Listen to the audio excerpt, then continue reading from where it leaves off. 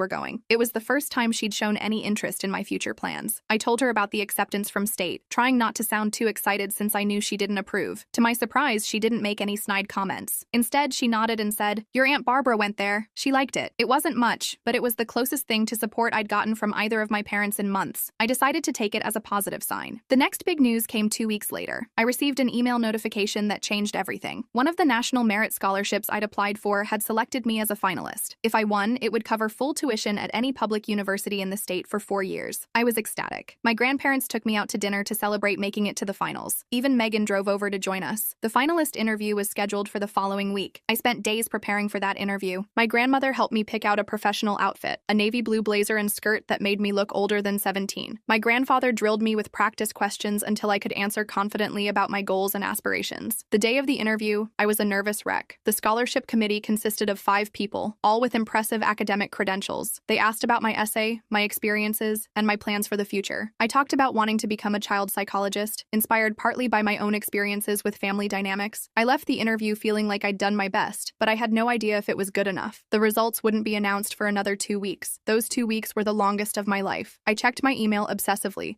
jumping every time my phone made a notification sound. My grandparents kept telling me to relax, that whatever happened, we would figure something out. But I knew how much that scholarship would change my life. Meanwhile, things with my parents remained complicated. During my weekend visits, I noticed my mom was making more of an effort to be civil, even asking about school occasionally. My dad was still distant, but at least he wasn't actively antagonistic anymore. My siblings, of course, were always happy to see me. Emma had started calling me every few days just to chat, which I loved. The younger ones would fight over who got to sit next to me or show me their drawings first when I visited. Those moments made the awkwardness with my parents worth it. Finally, on a rainy Tuesday afternoon, the email arrived. I was at my grandparents' house doing homework at the kitchen table when my phone pinged with a notification. The subject line read, "National Merit Scholarship Decision." My hands were shaking so badly I could barely open the email. My grandmother noticed and came to stand behind me, placing a steadying hand on my shoulder. I took a deep breath and tapped the notification. The email loaded, and I quickly scanned the first paragraph, my heart racing. Congratulations. I didn't even need to read the rest. I had won. Full tuition for 4 years at any public university in the state. I burst into tears, a mix of relief and joy washing over me. My grandmother hugged me tightly, also crying. My grandfather came in from the garage to see what all the commotion was about, and soon he was celebrating too. That evening, we had an impromptu party. Megan came over with a cake, and Casey stopped by with balloons. Even Mrs. Rodriguez made an appearance with a gift, a beautiful leather-bound journal for my college years. In all the excitement, I almost forgot to tell my parents. I called them that night, nervous about their reaction but wanting to share my news. My mom answered the phone. I told her about the scholarship, trying to keep my voice neutral despite my excitement. There was a pause on the other end of the line. "Well," she finally said, "I guess all that studying paid off." It wasn't